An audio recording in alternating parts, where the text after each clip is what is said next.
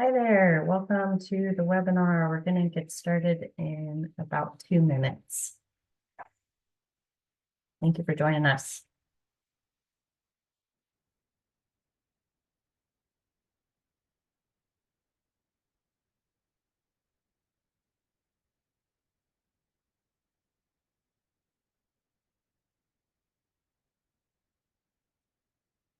For those of you who just joined in, welcome.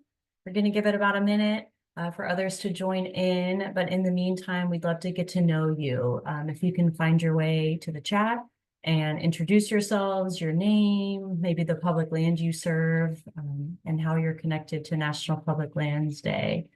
And our panelists as well, if y'all wouldn't mind jumping in with your introduction in the chat, that would be great.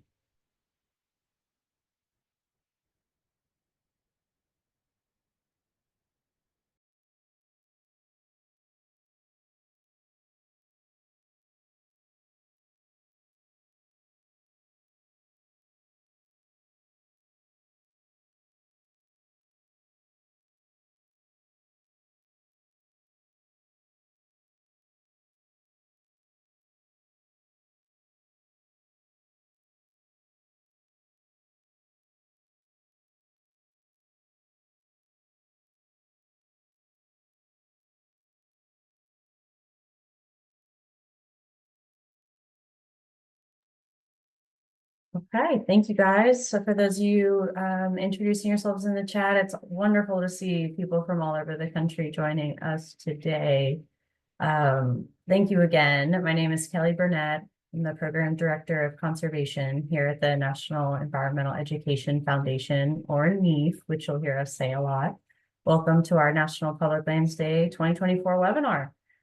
We'll be talking about our title topic, Inspiring Environmental Connection in Youth through Outdoor Exploration and Service. So we're going to primarily be talking about National Public Lands Day, of course, coming up on September 28th, but we hope that the tips and tricks and tools you learned today, you can take on to future volunteer planning efforts that you might have. As a reminder, if you prefer to use closed captioning, you can click to show those closed captions using the closed captions button in your Zoom window toolbar. That's also where you'll find the chat and the Q&A function. Please use the Q&A function to submit your questions so we don't miss any today. But the chat, as you guys are already using, which we love, to introduce yourself, feel free to add comments and others in that chat function. And if you haven't already, please introduce yourself in the chat. We will go ahead and flip to the next slide here. While you're introducing yourself, could you help us learn a little bit more about you? We have a poll launching now. How many NPLD events or National Public Lands Day events have you been a part of? Are you just hearing about us? Have you hosted a few? Maybe you are an old hat and you're into your 4th National Public Lands Day event, or truly a champion and you're at 8+ by this point. Once you finish that poll, you should be able to jump back into the chat and do both as we're waiting.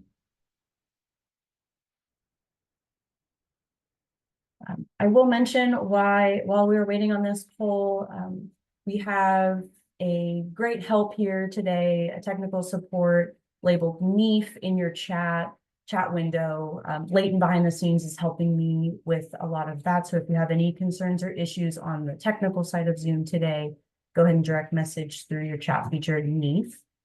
And Leighton will also ask if you can help me, let me know when we're ready to pull down this poll. It looks like you might have that function and I may not.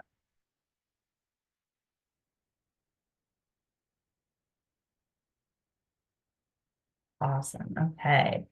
And if we can publish those results so everyone can see, but from my point of view, we are 60% heard of NPLD, but never hosted an event. So welcome, welcome. So glad to have you here. And then next most popular, about 25%, a quarter of y'all just in your kind of 1, 2, or 3rd event here. So we're really happy. That helps our speakers gear up and share the most relevant information. As for what to expect today, you've seen our agenda shared on the slide for a little while. We'll get started with the theme of 2024's National Public Lands Day, but the bulk of our time is going to be spent with our three speakers. First, Kyle Yaruso with some actionable tips to take advantage of before and during your event that will make it safer and more accessible for youth. Our second speaker, Emma Bandy, will dig into her organization's expertise with youth-oriented service opportunities and activities, as well as partnership examples to help you promote your event to a younger audience. And finally, we have Serena King with the Forest Service, and she'll walk us through her planning efforts for a large National Public Lands Day event in 2023 to help show you how those tips and tricks from Kyle and Emma might be applied and give you a peek into what NPLD can look like when you incorporate fun educational activities in lieu of or in addition to service. And I'll chime back in for a quick recap and some reminders.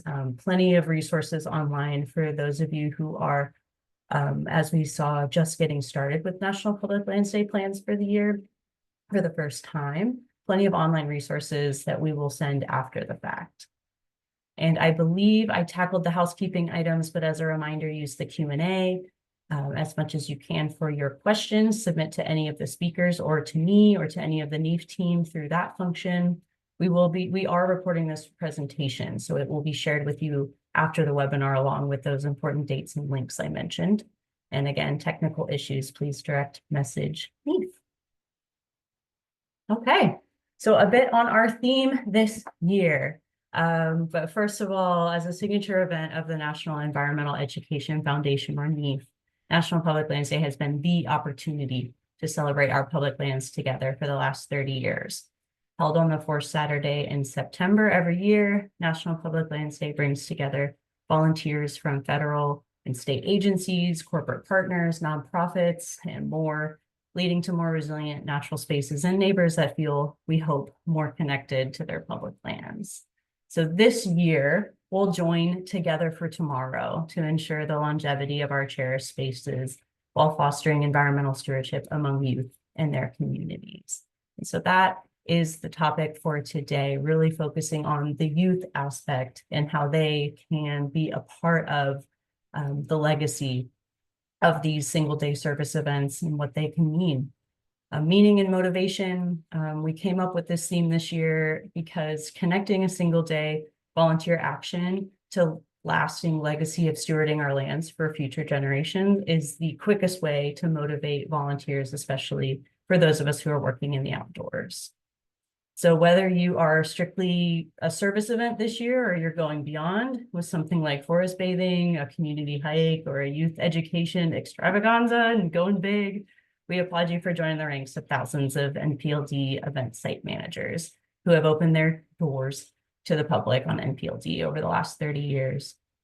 You can find these graphics that I have on the slide in our promotional toolkit. Lane's going to drop that in the chat for y'all, but that promotional toolkit has a vault of great stuff, social media examples, flyer templates, and more to help make your life easier, especially if you're short-staffed or short on time, as many of us are. Before I pass it to our speakers, though, we have a link to our site manager's guide as well.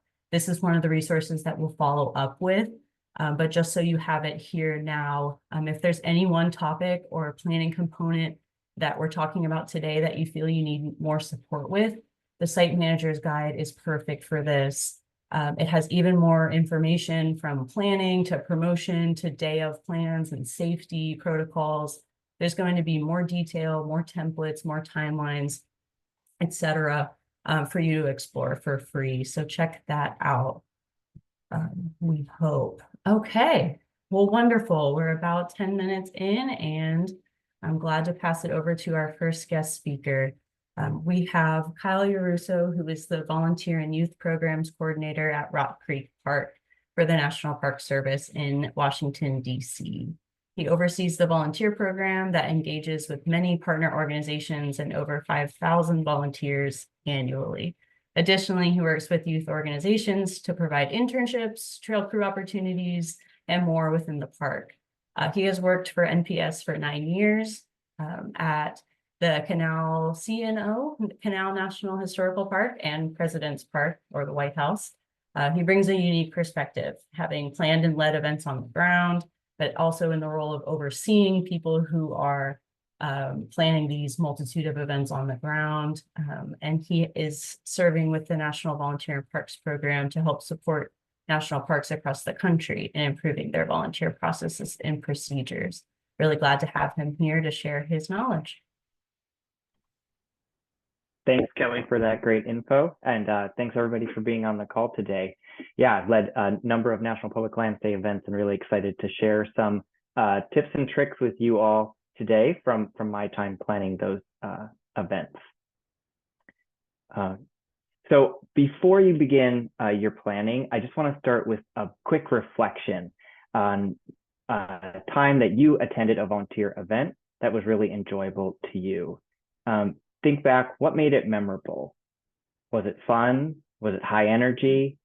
Was it super productive in whatever activity you were doing? Maybe it was with your family or friends, or it was in a location that you care about. And so as you reflect on those things, as an event planner, it's your job to help replicate these feelings for your event attendees.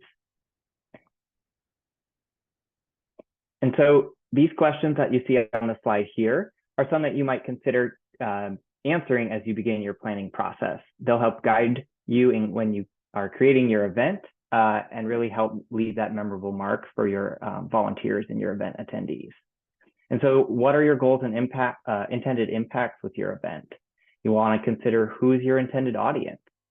What are your plans and logistics? And what are the measures of success for your event?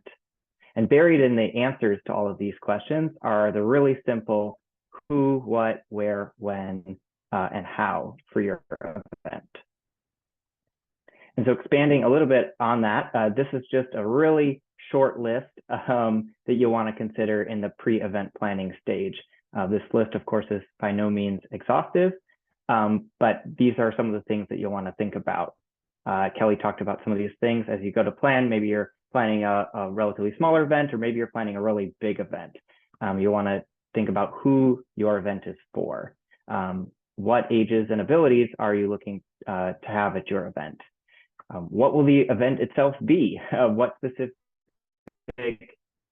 need does your organization have that volunteers can help contribute to? Of course, the logistics, like where will the event take place, what location? Some of us manage places that are really big. Some places are much smaller, so you want to think about where exactly your event will take place. And of course, all the amenities that a volunteer event comes with, like bathrooms, parking, running water. And of course, when will the event take place? And a couple other questions I threw up there. You'll of course need approval potentially for your event, depending on where it's being held, as well as what you want to think about what logistical support you need for your event. And we'll get into a little bit more about that as well. So I began to draft this list of all the things to think about before the event, and I came up with, oh my, we've got waivers, permission slips, forms, permits, agreements. There's all the behind the scenes. And one of the aspects of pre-planning that's really easy to overlook is liability and paperwork. And while it's not an exciting topic, it is an important one, and that should come early on in your planning process. And so make sure to consider what paperwork, agreements, permits, or waivers you might need for your event and what your attendees might need to bring.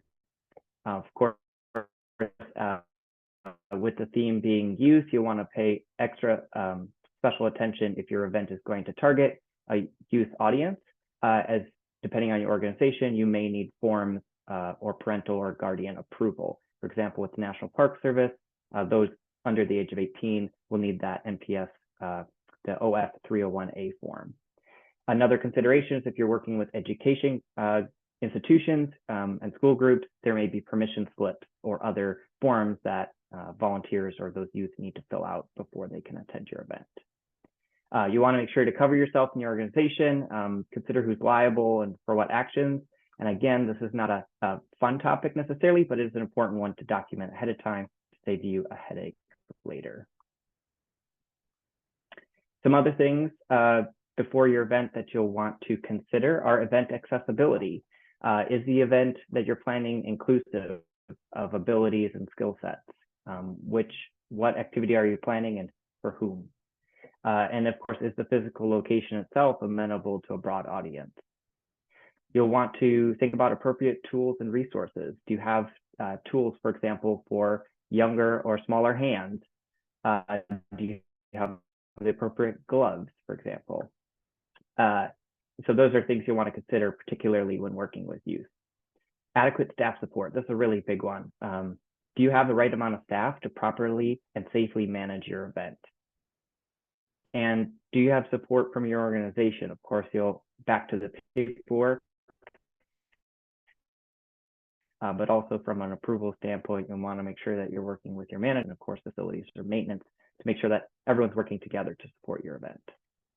Some other things include a pre-site visit, making sure that you've scoped out your event location and making sure it's good for the activity that you have mentally planned. And alternative plans is another piece I want to jump to just for the sake of time, which is your RAIN plan, the classic event planning. What happens if? And so you'll want to make sure to consider a RAIN plan. Is your event get canceled or postponed? And who needs to be involved in helping make? While oftentimes you might overlook in the early stages of planning, you want to think about them as it could affect your planning as you move forward. Safety and emergency plans along the same lines. You want to be able to answer, the what happens if question when planning your event. Make sure that you're planning an event that's going to be manageable, as I mentioned, and safe for everyone. And a key aspect that I've learned, this last one on the slide, is communicating with your volunteers. You really want to help set up your volunteers for success. And so you want to make sure to provide them as much detail as you can before your event. And of course, you can do that through your NPLD posting on these websites, and of course, through all your other communication channels. Make sure to give them the details that they need so that they can bring what they need, for example, like a water bottle, and also, of course, that they come appropriately dressed for the activity. For example, possibly long pants or long sleeve shirt, or closed-toed shoes. All right, and getting started. So you've done all the planning, your event is happening, you've communicated with your volunteers, and so you're getting started. The event is happening. And of course, you want to have a welcome and orientation. Be sure to first and foremost thank your volunteers. I know many of you know this from possibly leading events in the past or attending events yourself. Volunteers should be thanked right up front for coming out and helping you with your NPLD event or whatever event you're planning. Of course, orient them to the site, really creating that welcoming and inclusive environment. Make sure we get all the forms and everything is set to go. Training and safety procedures is really going to be able to communicate, particularly the appropriate use of some of those tools. Make sure that people have what they need to safely participate in your event. Supervision, and this is a big one. Adequate supervision ratio. Consider if your organization has ratios or recommendation of youth to adult ratios for supervision, depending on what activity or age you're working with. That's definitely something to consider. Safe, productive, and meaningful work, of course, is always the goal. And with that, you could jump, I think I've done this. Yeah, safety precautions, matching the audience and activity, and assessing skill level.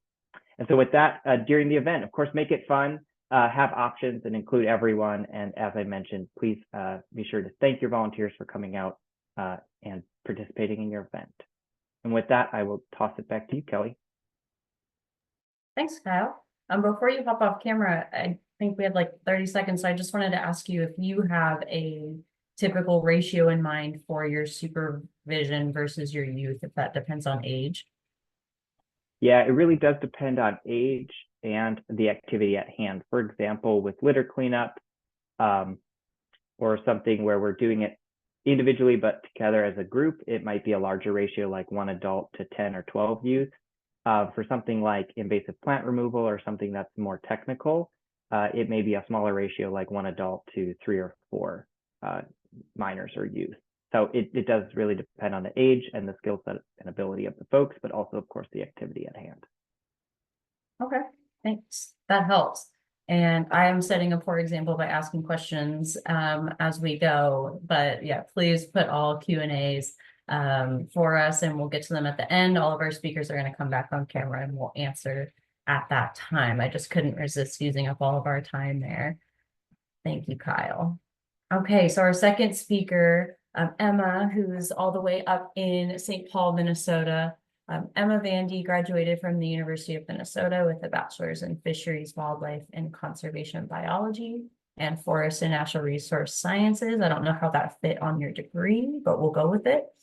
She co-coordinates volunteer in parks programming with the National Park Service for the Mississippi National River and Recreation Area, including habitat restoration events and their adaptive silviculture for climate change volunteers.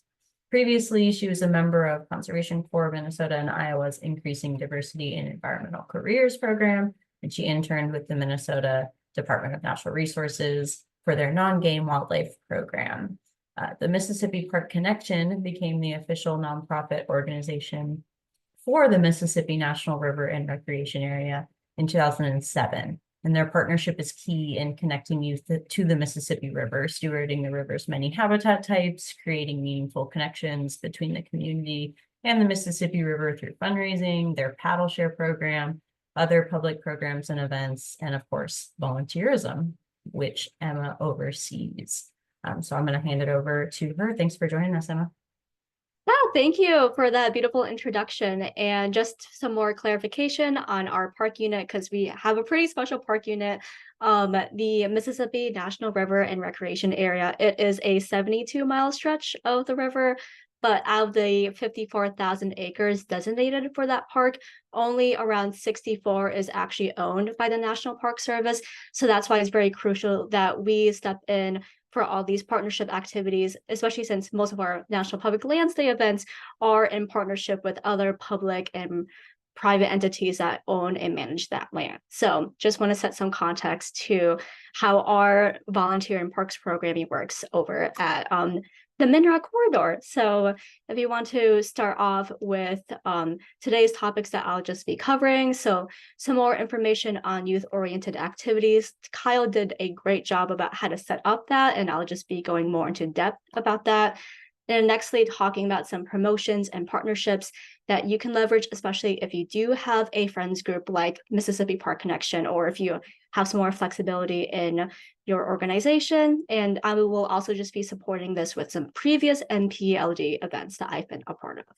So firstly, talking about some youth-oriented activities, as Kyle stated in his presentation, it is very important to clearly communicate with your volunteers what the planned activities are, especially if you're trying to make this a very family-friendly event. So especially explaining what terrain, what the activity, and what tools are used in that, if there's any training involved with this activity, because if a volunteer's experience is different from what their expectations were, this can lead to less engagement at the event. They may not want to engage further with your organization. So it's very important to set those expectations throughout your advertising.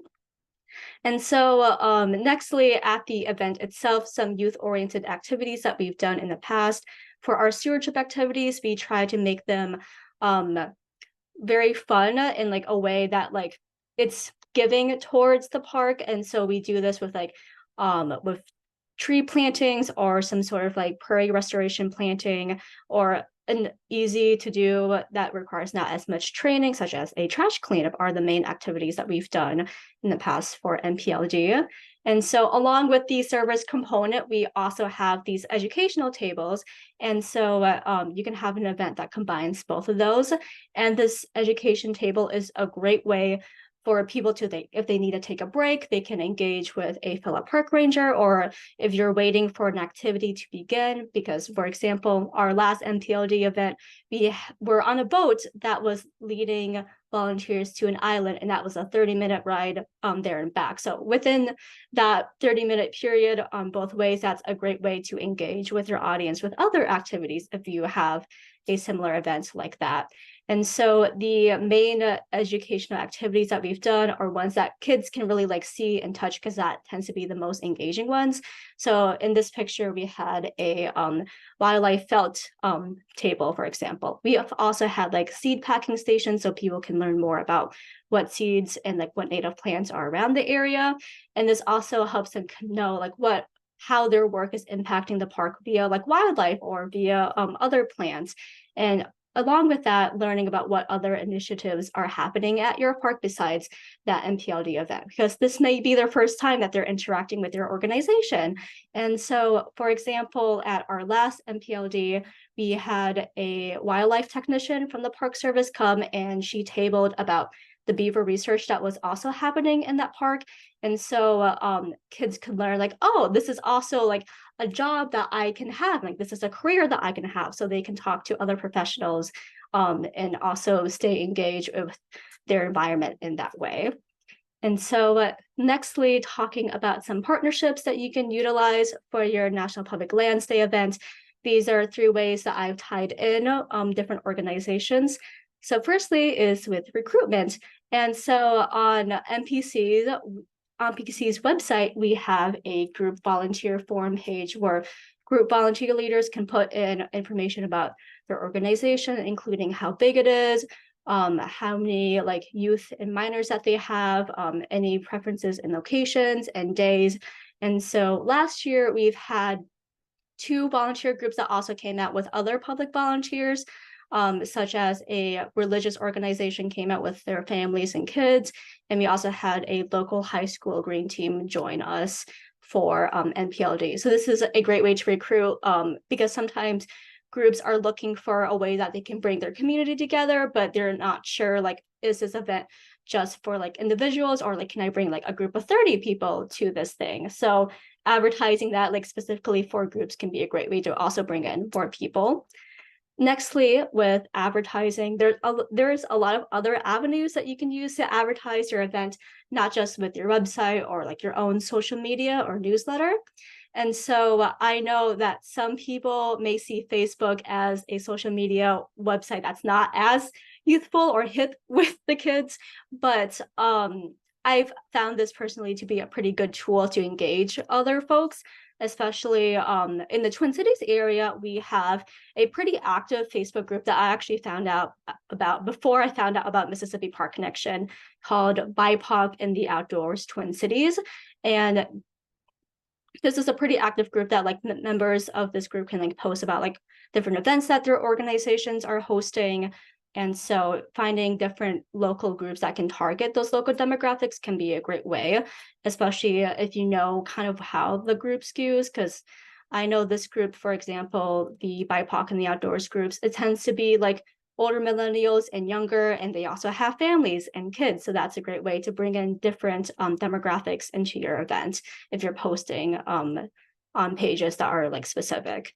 And then nextly, with increasing capacity. And so NPC, we are the primary partner for the Mineral Corridor, but we also bring in other partners that can increase our capacity. And so this also doesn't have to be like another educational or youth-oriented group either, like I talked about with the recruitment side.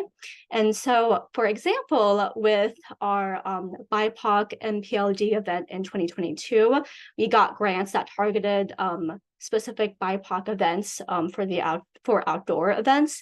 And so we had some funds, but we also knew that there were other local organizations that were also focused on BIPOC events and could also like be relevant to the event. And so we, for example, reached out to the city of St. Paul to talk more about a cleanup. So they brought in some more funds and more equipment. And so nextly, besides these ways that you can partner with organizations, the last topic is about some items, because everyone likes a free item. And so for our event in 2022, that was BIPOC focused, we had Patagonia St. Paul come out. And so, you know, it's a pretty popular company with younger folks. And so they were able to bring in gently used clothing to give out to volunteers. And they also had a station where you can learn how to repair your items. And then we also had a donation from a local wellness small business to donate some free items to folks. And then for last year's NPLD, we know that people really want food, especially if you're a family trying to feed your kids and keep them engaged. So we had a local coffee shop donate some coffee. I know kids should not be drinking coffee, but older teens also drink coffee. So that's one way that you can have people stay engaged. And we were also able to acquire a corporate donation to cover lunch for everyone. So that allows families to stay longer, knowing that they don't have to worry about food afterwards. So thank you. And I will hand it off back to Kelly then. Thanks, Emma.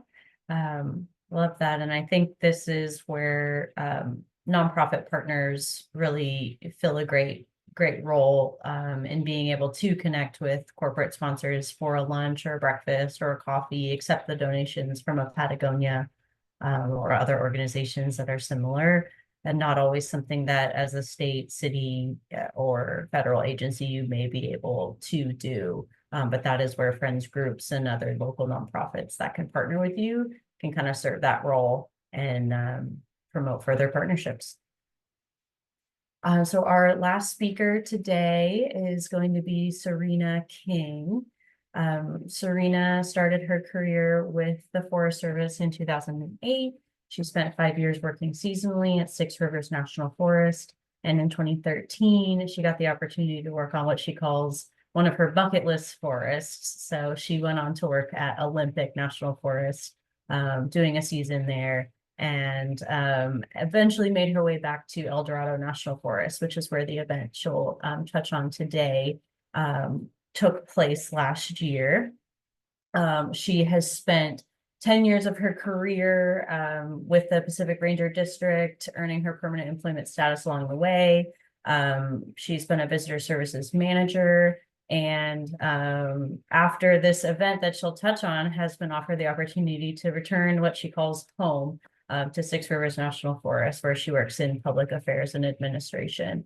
So I think a different and unique perspective from Serena. She's going to focus on a particular event today, but also kind of wears that communications and public affairs hat, which I think is going to be a nice treat. So thank you for joining us, Serena.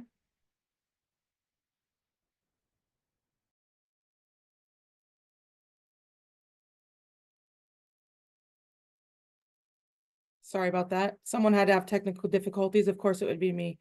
Thank you for having me today.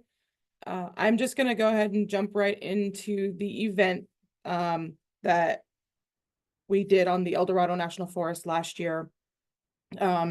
Touching on Kyle's presentation, which covered the who, what, where, and how of the events. We on the El Dorado had 3 events that were geared towards adults. We had a cleanup event, a restoration event, and a week-long wilderness trails event that took place during NPLD. So my staff and I knew that we needed to gear something more towards children, just because a lot of families go camping with their kids, and it was the September, so it's usually the last camping trip of the year. So with that, we decided to do what we called a Leave No Trace Fair, geared towards children ages 5 to 12. And in planning the fair, we were trying to figure out the best way to go about it and how to teach each of the principles. And the best way that we decided was to break each principle up into its own separate booth/presentation. And then work with specialists from our forest and other areas to present on their particular principle of Leave No Trace. So as you can see in the pictures, we had a very large group of volunteers, from a district ranger all the way down to a few high schoolers that came and also helped teach some of the principles.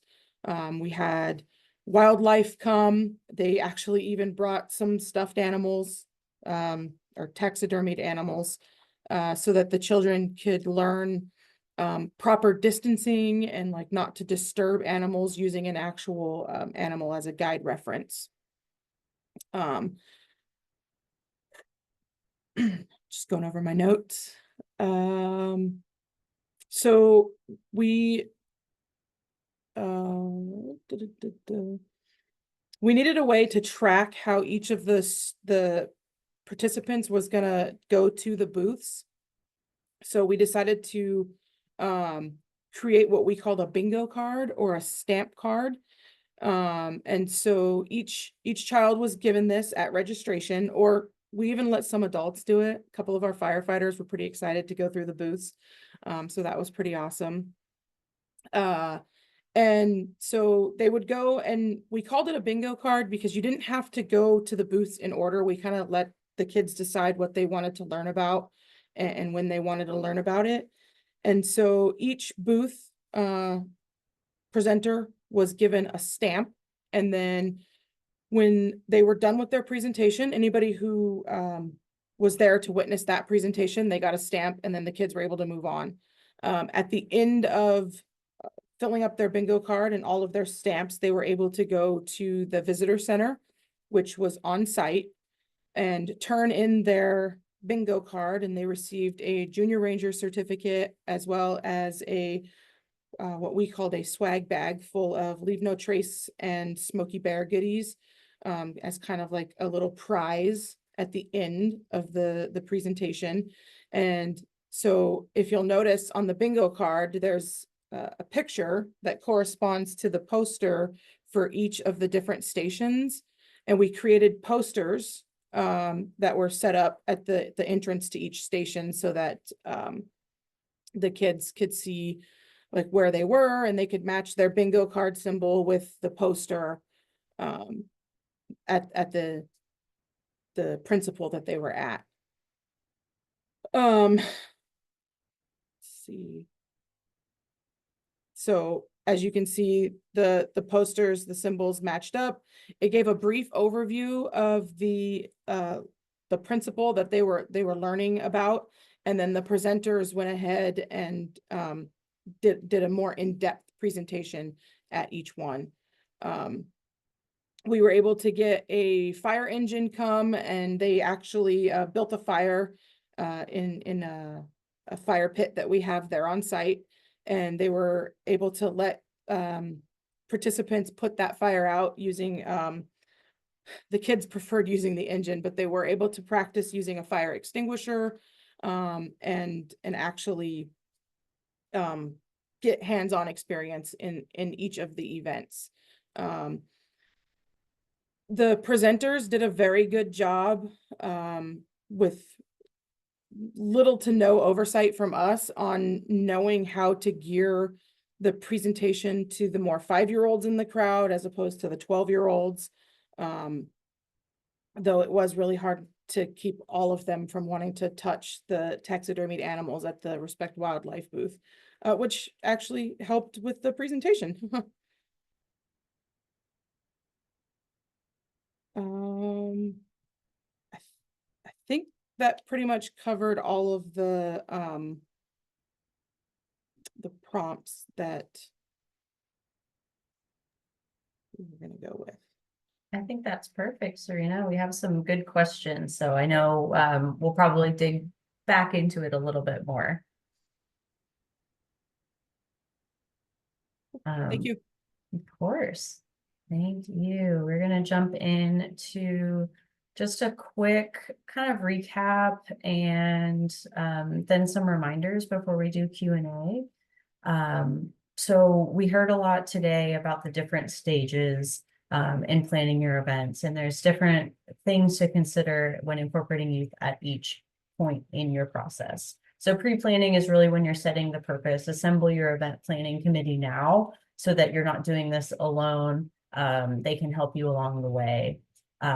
Before is where all of the legal, the waivers, and all of that, oh my, lives from Kyle's presentation. That is the necessary steps to determine to make sure that you have a safe event. Including youth can quickly take your event from a no-brainer trash pickup to an absolute chaotic mess that can be dangerous. So it is really important to consider those things keep those waivers on hand, keep those emergency contacts there if that's something your organization does. Make sure your ratios are sound. I love those recommendations of considering your project first and then setting the ratios 6-to-1, 10-to-1, 15 or 20-to-1 for those that maybe are more in a classroom environment. Typically, they tend to do okay at the 20-to-1, in my opinion. And before is also where you'll consider bringing in partners. I think that is a great idea, as Serena did, to kind of outsource some of the fun, engaging activity part of things. Take that off of your burden to plan. You have enough to do in terms of planning the volunteer aspect of your project. Who can come and table and have animal ambassadors for the kiddos to learn about and be able to maybe get up close to and touch? Who can provide, those animal pelts and sort of an interpretation element? Maybe it's a story time if that's applicable to like the little kiddo audiences. We'll also circle back and I know some of your questions are around more of those examples of activities, so we'll talk more about that. And then the during, with Together for Tomorrow being our theme for the day this year, driving home the context of your event is so critical. And this is typically more for your middle school through high school audience when we talk about youth, but connecting your entire group, but especially those age kids, between what they're doing that day on the single day service and the long-term legacy that they're a part of, whether that be for conservation, for historical preservation, or whatever your project is on the day of. What's the why? We know we just cleaned up 3 acres of invasive species, but how does it help what you do? Maybe you talk a little bit about careers in the environment. If it's a trash pickup, maybe you talk a little bit about where water flows from your site, where is it ending up, and how does that impact wildlife, human populations, etc. What you're doing, why it's important, but we always forget to kind of tie that up in a bow and explain the why. And then I'll also mention the during activity ideas. All of you being a part of this webinar today are on should be on the National Public Lands Day kind of e-communication regularity. So we'll just send maybe three or four kind of coming up to National Public Lands Day. In early September, we'll release some environmental education specific activities there. We have worksheets, activity guides, and one of those, so sneak peek, is the iNaturalist project. We have a flyer for that. And so making a mini BioBlitz is a perfect in-person activity to add. It's a great thing for kiddos to do maybe while their parents are volunteering or while they're taking a break, if there's a little mini one you can help them with, or it could be a virtual challenge to engage youth throughout, the week leading up to your big event. And so I think Leighton will drop that in the chat later on in the presentation. And then finally, the after. Again, how are we keeping our volunteers engaged after they leave on September 28th? And that's always an important key piece for us at NEAF. We are all about the single day service, and it's such an amazing way to open I always put in quotes, your doors to new audiences, but don't lose them. So collecting emails on the day of, if you can, connecting with the leaders in those partnerships that you're forming.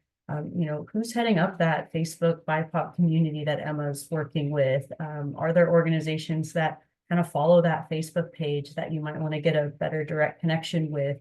Who can you grab coffee with through those partnerships that will lead to, future opportunities for the people who joined you to come out again. And then my biggest one is to have your next step planned so that at your thank you at the end of the day, you're inviting them to the next volunteer event then and there.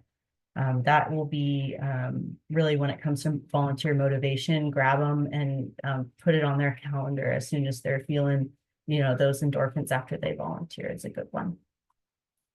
Just quick key dates and reminders here. For those of you who are federal sites under the Department of Interior or the U.S. Department of Agriculture, you're eligible for fee-free coupons. In addition to the day of September 28th being a designated fee-free day at those park and public land sites. These coupons that you request as a part of your registration process allow your volunteers to receive the coupon, the voucher, to get in free to your park or any other public land in that system in the next year. So really huge opportunity. Please leverage those. Just make sure that you're getting those in by, that would be the Friday after next, August 2nd, and to expect those coupons to be delivered about September 9th. But for everyone on the call, September 28th, mark your calendars, please, for the official National Public Lands Day. But of course, if that for some reason does not work out, we do accept events in our calendar really anytime, but we look at the window of National Public Lands Day as 2 weeks before and 2 weeks after the fourth Saturday in September. We would really recommend that you try to ride that wave with us of all the PR and excitement that happens on the 28th. But again, for whatever reason, if we need to move on to other weekends or you're deciding to elect for a Friday event, please still post on our website, on our web map, and leverage that platform. And then if your public land is on social media, pre-plan some social media promotions, a recap post, and don't forget to tag Neve here, all of our platforms. If you are on your organization's networks, like and follow us now, make it easy in September to tag us from the field. And then we have our Facebook group for NPLD hosts and volunteers. It will offer even more of an opportunity to connect and brainstorm ideas. Some of that's happening in the chat, which I love. Some of that will happen in our Q&A, but we'll keep that going over in our Facebook group. So if you are on Facebook, you can join that public group and be able to post and respond to the things that we're doing over there. Would love to see you. Okay, if I can invite my panelists to come back on camera. And let me see here. I know our number one question from a couple of you is, and I'm going to pose this to all three of you, feel free to chime in if you feel like you have an example or two, but what are some fun ways that you've found to make this fun? So we had a question about maybe a litter pickup, garbage cleanup. How are we making that fun for youth? And then another similar question, examples of activities that are good for different age groups. So if you guys have one that was particularly good for teens, particularly good for the littles, elementary school, or those tweens, notoriously hard to engage, those middle schoolers. But I think we can probably tackle all three of those questions. And I think all three of you would have good examples there.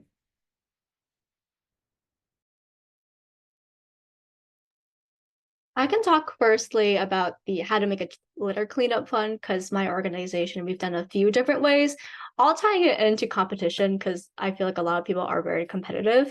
And so we've done also want to make it clear like what the item that you're looking for is, but we've like hidden an item just like nearby around the park and advertise, if you find this football, you will win this prize. And so whoever found that football, they won a free volunteer goodie bag from us. So that's one way.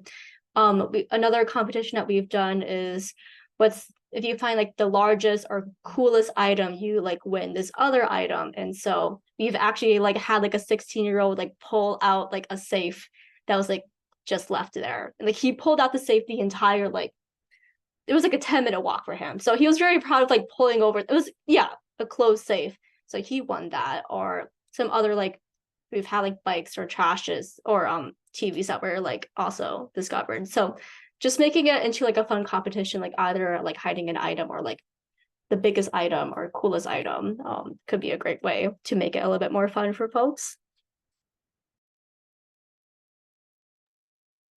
I agree with the competition aspect. We did a trash cleanup event one time, and the group that got the most trash got it's like the Golden Trash Award. We had spray painted an award and made like a plaque for it. And they were all about it.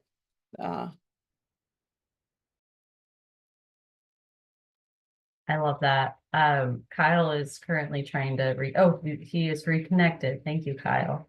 Can you hear us? Yeah, I'm back. Sorry Okay, you about gotta that. love it. Gotta love technology, but we were just tackling the questions that we had about what are some fun ways to make this fun. We had a specific question about litter cleanups, but also a question about different age groups. If you had some examples of, what do you do with elementary school? What do you do with teens? What do you do with tweens? Hmm. Yeah, I don't have a silver bullet for you, but one nugget I'll share is we often like to plan some really big events that have multiple smaller components within it, so that volunteers or families, those attending, can pick what they want to do based on their own skill set or ability, or your own rules. So for example, we'll often do like graffiti removal where we're painting over graffiti, as well as a like litter cleanup in the parking lot. And so folks can pick which activity, it best suits them. So I think that having options for folks within like the same geographical, location also can help your event, be amenable to different audiences. I love that. And I think we've seen that at National Public Lands Day events that NEAF has been a part of, breaking it up into smaller pieces or rotations.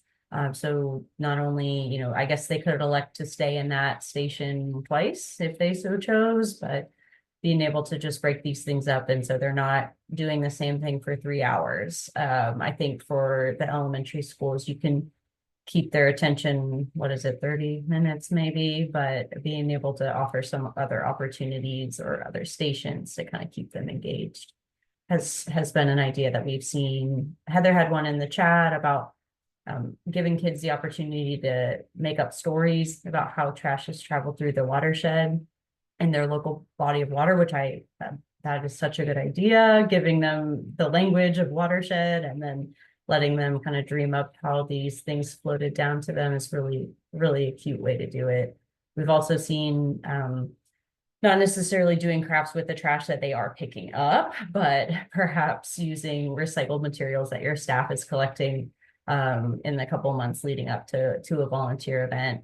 2-liter bottles, milk cartons, egg cartons, for example, and making bird feeders or other kind of bee houses, wildlife little situations for the kids to take home, kind of ties it in. So they're learning about reduce, reuse, recycle, and they're also learning about kind of why it's important to keep their spaces clean for the wildlife. So lots of connections there.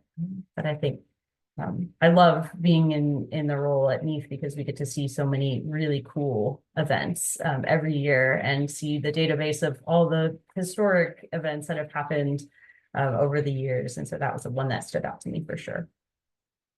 Okay. Let me see. What other questions do we have? Janet asked, I can answer this one. Does it have to be a national or state park? Can we use a local wild area? NEAF designates public lands as spaces where people are recreating for free in the outdoors on public lands. So technically, the backyard of a library really is technically public lands. I suppose they need to be using it for recreation, not for reading and books, but perhaps that space was used for a nature trail or something like that. All that to say, it can absolutely be a local wild area. It can be a municipality, national, state park. It can be in the county system. It can be loosely designated under a land trust. The sky's the limit. We really enjoy any and all of the activations and volunteer events that we're seeing on National Public Lands Day. So please go for it. Okay. Can you share more strategies of implementing partnerships on National Public Lands Day, whether that's corporate or with the park? So that might be Kyle. I know you didn't share about partnerships, but I know you have several strong ones. And then Emma, you're welcome to I'll open that up to you as well if you have more that you want to open up about. Thanks, Kelly. I'll Again, no silver bullet. Different partners and partnerships, of course, operate differently. Of course, however your organization goes about formalizing or forming partnerships. But one strategy, speaking to my presentation, which is including the partners or partner organization as part of the planning from the get-go, making those connections early so that you can really walk through the entire planning process for your event side by side, and really that helps with that collaboration piece of we've talked about today, of like a partner taking on a certain aspect or part of the event where maybe your organization isn't as best suited to do so. So having them with you through the whole process of planning your event is a strategy that has certainly bode well for us at Rock Creek Park and with the National Park Service.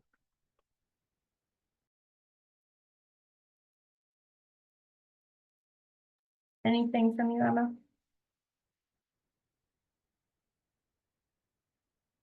Okay, we can, I had a question about, and I'm answering your question in the chat now. Kevin asked if there are any federally recognized regulations of what types of cleanup activities minors are allowed to participate in. You know of any of those? I don't know of any of those. We have done cleanup events with the minors where we required a parent or guardian to be with them during the event. And it was just a river bar cleanup, so they were on the river bar just picking up trash, and we did require that their parent or guardian be with them for that. Yeah, I'll echo Kelly. I don't know of any that come to mind off the top of my head, but similarly, as I mentioned earlier, and as Serena's just mentioned, based on the activity, for example, with the national park, the park could determine that certain activities, you know, are either prohibited for certain ages or that there would need to be that parent or guardian ratio. Great, thank you. Okay, so that's partnerships. We have maybe 1 minute, so let me just tackle this one quickly. I'd love to hear more ideas for service or volunteer activities that would work for larger groups. So let me answer out loud, but Kyle, Emma, Serena, if you guys want to put anything in the chat, I would love your feedback too, just for time's sake. I think for larger groups, that's where we're seeing people use these rotations so that you're breaking up your large group. You have 100 people, you're breaking up your group into 3 more manageable 30-something size groups that can rotate through maybe 2 volunteer stations and a walking tour of your site, for example, rotate through. It's a 3-hour event, 45-minute sessions, and just turns that huge project into something that, you know, 4, 5, 6 staff members can handle, maybe with some volunteer deputies, your regular volunteers that can come in and support you. Native seed harvesting, that's a great one, Laura. I think when we're talking about litter pickups are great. Invasive species removal, if it is a fairly straightforward one, you probably won't have time for plant ID and all of that. But I think really it more depends on kind of your ability to break that large group up into smaller chunks is my recommendation. So sorry about that. I should have taken down our slides here, but as we are wrapping up, I just want to thank everyone again for joining us. Luckily, you were looking at those slides, so you had time to write down our social media handles. And we want to ask you to please take our survey that pops up when you close your Zoom window so we can continue to host these webinars and take your thoughts into consideration about theme ideas and how we can improve them. You'll receive the recording of today's presentation. Please forward that along to anyone on your team that you think would benefit, along with the resources that we have. Again, just please let us thank you for joining us and for being a part of this National Public Lands Day team.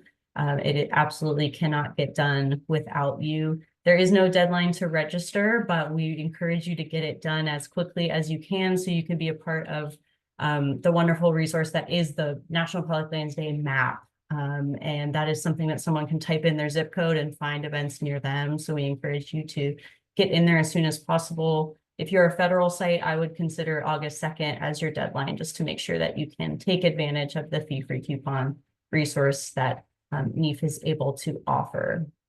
That is always a good one. But you'll be hearing from us a couple times, especially right after this webinar, but a few times in the lead up to. If there's any other questions in the meantime, my email's on the screen. Any technical questions, any issues with logging in to register your site, anything like that, please use npld@neafusa.org, and a group of us will be able to address that depending on who is available. We'll use that as a help desk. So again, thank you so much, and we are going to wrap it there. We hope you have a great rest of your day and happy planning.